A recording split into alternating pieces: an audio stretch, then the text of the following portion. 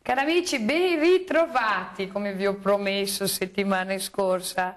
Anche questa settimana vi avrei fatto scoprire Vicenza, perché mi sono innamorata di quelli che non sono i prodotti d'eco, ma soprattutto della cucina veneta, della cucina vicentina, e non potevo non condividere con voi queste meraviglie.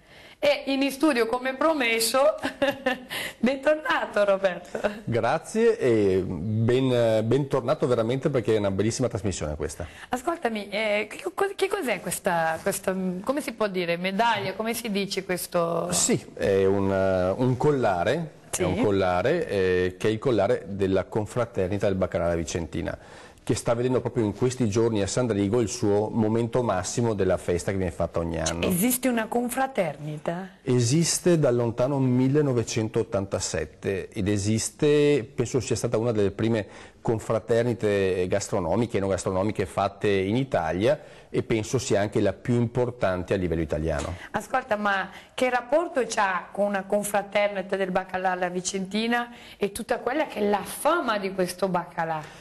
Beh, la confraternita ha promosso rapporti fra Veneto e Norvegia, fra l'isola Lofoten e Vicenza e Sandrigo, ha promosso questo piatto tipico, storico per il vicentino sulle TV nazionali o in giro per il mondo, quindi è una cosa che sta facendo conoscere il territorio vicentino, sta invogliando persone a venire appunto a capire cos'è questa cosa, a scoprire il territorio vicentino, a conoscere i ristoranti che promuovono questo piatto. Guarda che io sono stata in cucina con un cuoco esperto del baccalà. Io volevo chiederti, ma tu il baccalà alla Vicentina lo sai cucinare o solo mangiare? Cucinare no, potrei creare danni irreparabili a una materia prima che magari è di ottima qualità. Io lo so mangiare e gustare abbastanza bene. Va bene, a proposito di gustare, siccome io rimanevo sempre nella zona del Vicentino e visto che settimane scorse ho portato i miei amici in quelli del castello di Romeo e Giulietta, io ho fatto una scoperta veramente fenomenale. Io li farò scoprire ai miei amici cosa esiste sotto i castelli di Romeo e Giulietta. Guarda questo video.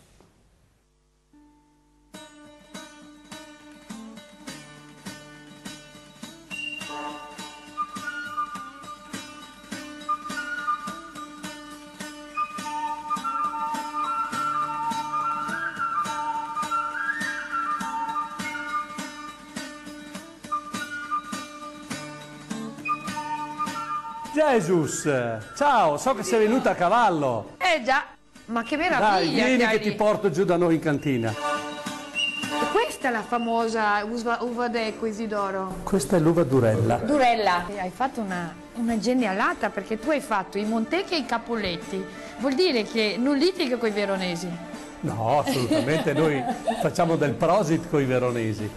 No, la grande particolarità dell'uva Durella è che ha un'altissima acidità, ha un pH molto basso, un'altissima acidità che si presta in maniera egregia alla spumantizzazione, soprattutto alla spumantizzazione nel metodo classico. Per gli amici che ci seguono, che magari non sono gran esperti di vini, e a me i vini piacciono tantissimo, voi fate il champagne italiano col metodo classico. È il metodo champenoise. È il metodo champenoise, non lo possiamo dire perché siamo più bravi dei francesi, ma noi stiamo parlando di quello che è lo champagne, perciò a livello di fatica e di lavorazione, ma anche di selezione dell'uva, è proprio qualcosa di molto molto impegnativo. È il percorso più impegnativo per Ti ha detto un vino molto buono, ma è vero, hai ragione. Questa è la riproduzione di un mosaico del 600 che c'è presente nella Basilica di San Felice Fortunato di Vicenza. Questa qua questo praticamente... è un mosaico paleocristiano che viene rappresentato in tutti i nostri vini.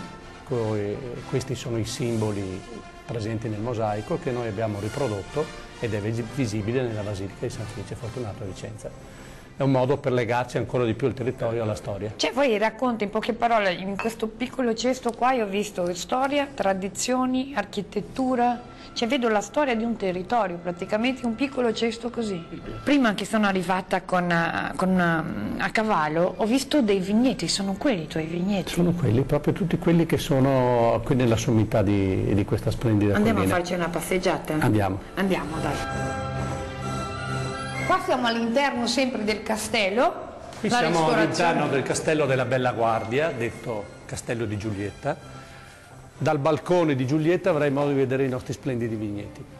Mi ha fatto fare una vita da... Mamma Emanuele, ma che spettacolo! Tu mi hai fatto sentirmi principessa in cucina e tu con questa uva meravigliosa. Questi sono i tuoi vigneti? Questi sono i nostri vigneti, questi sono una parte dei nostri vigneti, sono di uva Durella.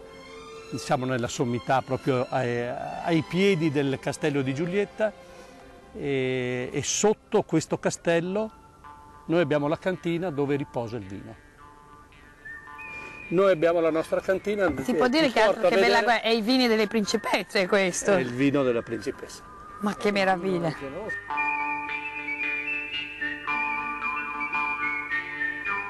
Ascolta, da questo posto dei desideri andiamo a vedere sta cantina. Andiamo a vedere la nostra Andiamo cantina. a vedere la nostra cantina. E praticamente sotto i castelli c'è uno può fare una passeggiata e poi... Proprio qui sotto ci sono le nostre grotte di affinamento dove il vino rimane per 4 e più fino a 20 anni in attesa di essere fino a 20 anni. Abbiamo dei vini del 1995, quindi di una vendemmia di oltre 20 anni fa. E tu sei passata prima col cavallo ma non ti sei accorta e sei andata direttamente al castello. Potevano dirmi prima che erano bollicine perché mi avrebbero insomma convinto prima. E bollicine pregiate? Ma super pregiate perché arrivano fino a 20 anni. Ma il vostro mercato di riferimento? Il nostro mercato di riferimento è al momento l'Italia. Wow, Perché un prodotto gli italiani- 100% made in Italy, italiano sa apprezzare il prodotto L'italiano buono. sa apprezzare il prodotto di qualità e soprattutto nel Veneto noi abbiamo una grande penetrazione. Siamo distribuiti nell'alta ristorazione, nei ristoranti in genere e nelle enoteche.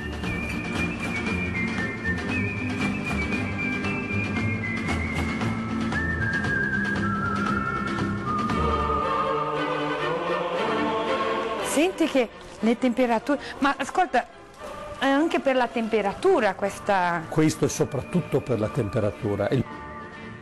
Qui c'è il tesoro di Giulietta. Tesoro di Giulietta. Certo che Giulietta si trattava bene.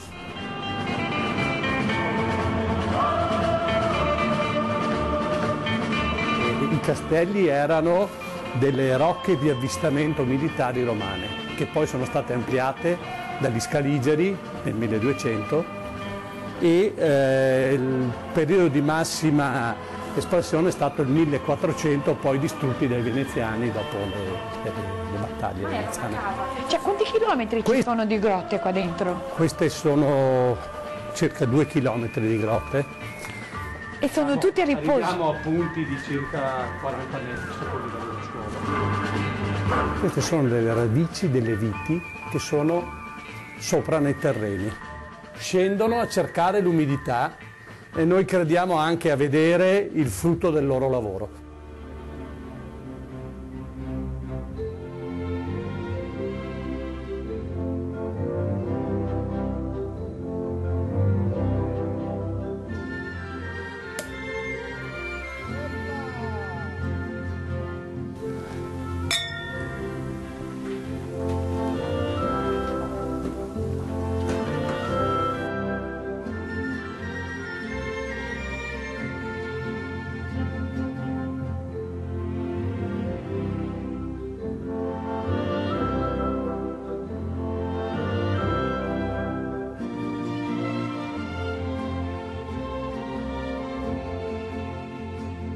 Ma questo qua è crollato, che cos'è?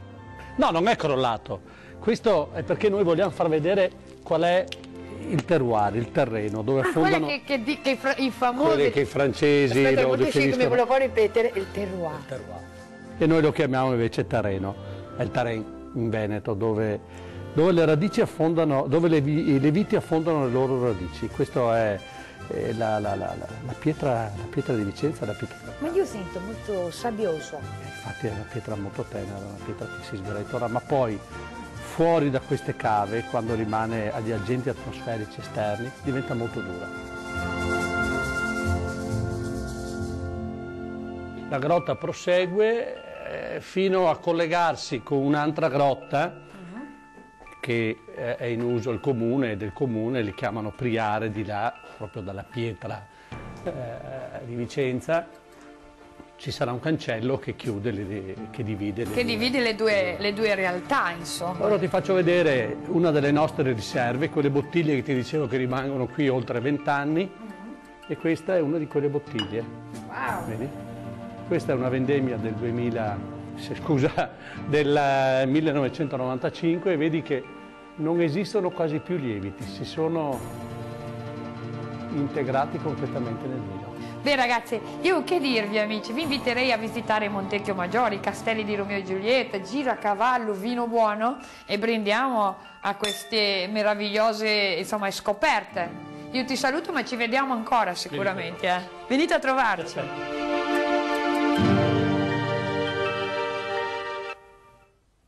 E pensate che siamo in giro per il Veneto, Roberto, cioè non è che siamo andati così distanti. Sei a 1 chilometro dal casello dell'autostrada, sei in un posto che è bellissimo. Immaginati chi viene a comprare, i buyers che arrivano dall'estero, comprare un vino sotto il castello di Giulietta, in quei posti così belli, particolari. Lì veniva estratta la pietra vicentina che è servita per tantissimi palazzi che ci sono nelle nostre città. Chi compra quel vino compra un pezzo di storia, compra un pezzo delle nostre radici, compra sicuramente un'anima che appunto va ben oltre le bollicine che sono dentro quel vino. E non solo, perché adesso io mando in pubblicità, però quando torniamo, io oltre al vino, torniamo al baccalà. Ci vediamo tra poco.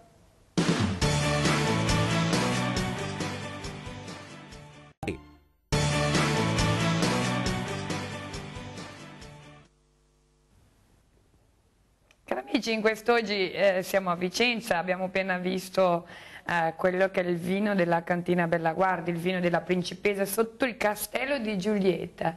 Ma io non mi sono fermata nel vino, visto che comunque è una settimana importante per la confraternita del baccalà, giusto? Sì, perché stiamo concludendo appunto la settimana della festa del baccalà a San Darigo, del baccalà alla Vicentina, che ha avuto anche quest'anno numeri record, decine di migliaia di porzioni distribuite attraverso i volontari appunto sotto i capannoni, i tendoni, che quest'anno ha avuto anche una nuova logistica nel campo sportivo, proprio perché la festa era diventata così grande che in piazza non ci stava più.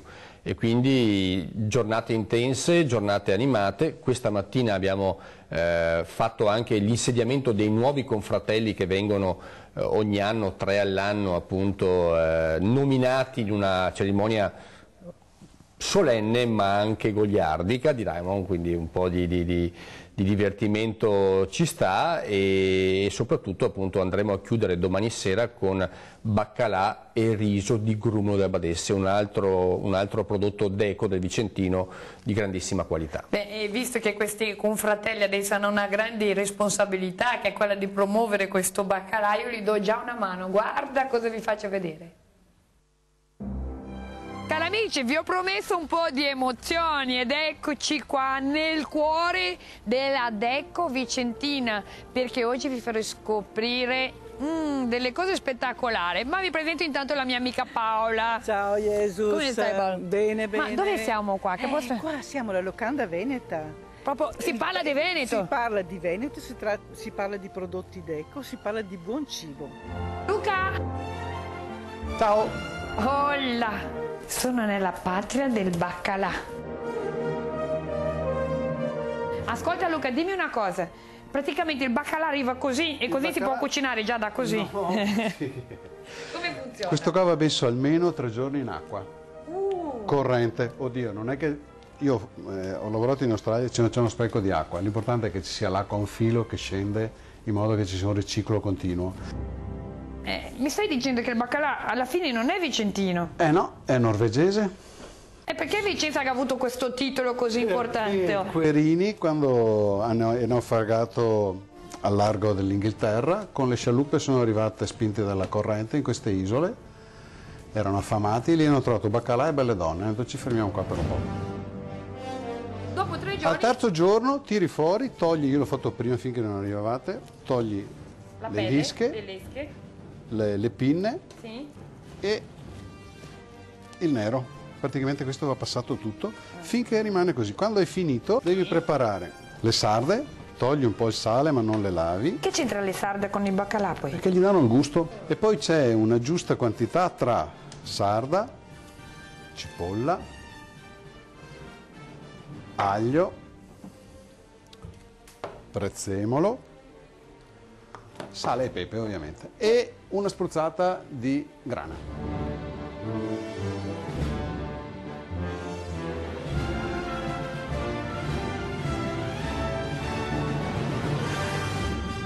Luca, e qua da te io comunque viaggio per il territorio perché mangiamo tutto quello che è d'eco, in poche dai valore a questi produttori che... Cerchiamo nel limite del possibile, quando il prodotto vale, nel senso abbiamo un buon crudo, usiamo il crudo veneto, abbiamo la soppressa che è buona delle valli, usiamo quello, abbiamo i formaggi nostri, usiamo quelli. Una volta fatto questo... Facciamo un piccolo soffritto, prendiamo un pentolino.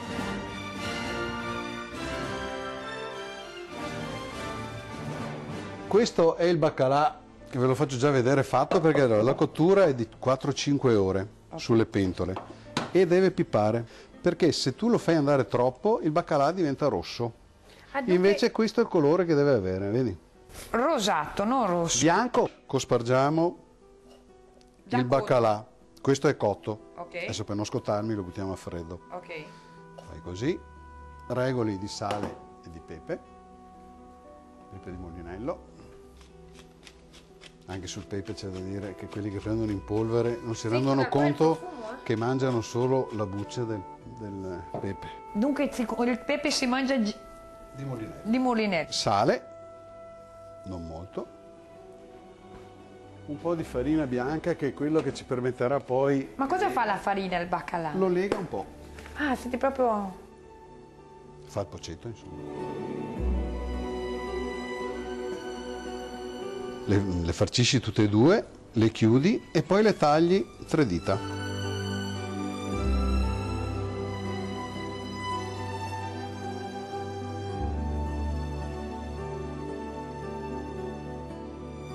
Dopo si copre fino in alto di olio? No, tu devi proprio arrivare a livello, non sopra, devi proprio coprire il baccalà. Io ti lascio preparare intanto il baccalà che lo finiamo. Metto sulle fette di polenta Ok, intanto. a presto Luca. Guarda cosa ho io qua. E beh, e guarda cosa ho io qua. Beh, perché quello che ho io senza quello che ha te... Non si può, vero? Mi hanno raccontato del tuo pane. Come fa un vicentino a fare il pane barese? La mia famiglia si chiama Bari di cognome e questa tradizione io la porto avanti da loro, dai miei antenati. Quanti anni? Il forno è stato costruito nel 1903 e poi hanno sempre fatto questo pane in questo modo qua, utilizzando ingredienti semplicissimi, farina, sale, lievito, acqua, olio e impastato con lunghi tempi di fermentazione in modo da renderlo digeribile, che a Vicenza è conosciuto come il pan de Bari. E questo forno è diventato anche il forno d'eco col pan de Bari, insomma. La gente lo ha sempre chiamato così, pan de Bari, e quindi a Vicenza giustamente viene riconosciuto come È tale. la sua morte. Eccolo lì, lo la sua morte. certo, così o anche col pan biscotto che va sempre rotto, eccolo là, va sempre rotto, ok, e lo mangi a pezzettini così con la soppressa ed è una... Noi quando parliamo di Deco non è che garantiamo la qualità del prodotto, noi garantiamo la provenienza di quel prodotto. Io so da dove arriva. Esatto, non stiamo parlando di marchio. Per quando noi parliamo di piselli di Lumignano, parliamo di una quantità talmente bassa, ridotta, però di una bontà unica, un pisello piccolino, morbidissimo. Dunque oggi io torno a casa pensando che all'Edeco a me piacciono le storie. Sì? Quando penso alle storie, mi raccontano le Guarda, storie. Se io ti raccontassi ognuna di questi libri, ognuno delle Deco, qua ne abbiamo solo pochissime, perché ce ne sono circa 120 nel Vicentino e nel Veneto ce ne sono molte altre, ognuno di loro ti racconta una storia. Storia per esempio del riso di grumolo delle Abadesse. Ne faremo un progetto che ne mangerò tutte le Deco che c'è. Scusami, sto mangiando qua c'è il baccalà, ma dov'è finita la polenta? Eccola qua la polenta e anche un po' di bollicine, Come bollicina, chef? perché la confraternita ha deciso di fare uno per chi non ama le bollicine e uno per chi ama le bollicine come me. Come si chiama questo? Io il baccalà, perciò più di questo. oggi appena. Ma che gialla che è questa Questa polenta? è polenta di mais marano, la Ferrari della polenta, difatti è rosso, ed è una selezione che è stata selezionata dal 1890. Io, chef, ho fatto un brindisi a Vicenza, all'Edeco e al baccalà alla Vicentina. Evviva!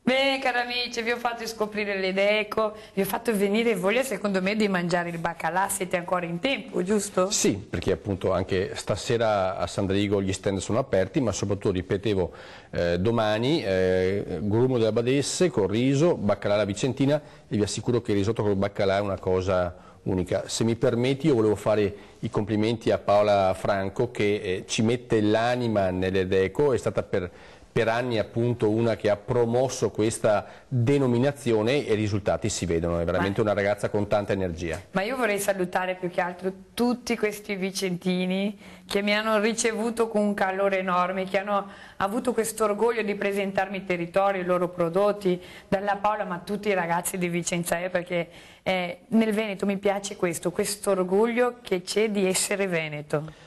Per fortuna che c'è questo orgoglio, per fortuna che come Regione anche promuoviamo attività che valorizzano l'identità veneta, ma ogni provincia, ogni paese, ogni città del Veneto ha ricchezze che vanno riscoperte, vanno fatte conoscere, vanno fatte apprezzare anche da chi viene da fuori, ma soprattutto dai veneti che devono capire che grande storia hanno alle loro spalle. Beh, detto questo, io e i nostri amici saluto, prometto alla confraternita del baccalà che studierò per imparare a cucinarlo bene, non si sa mai, passato quest'anno, l'anno prossimo c'è ancora l'incoronazione delle consorelle. Vi saluto tutti quanti e ci rivediamo a Diversamente Veneto. Se vuoi salutare tutti i nostri amici. Veramente grazie per l'invito e grazie a tutti appunto gli amici di Vicenza che hanno contribuito a rendere interessanti queste puntate presentando cose bellissime del nostro territorio. Vi saluto e ci vediamo alla prossima, ciao!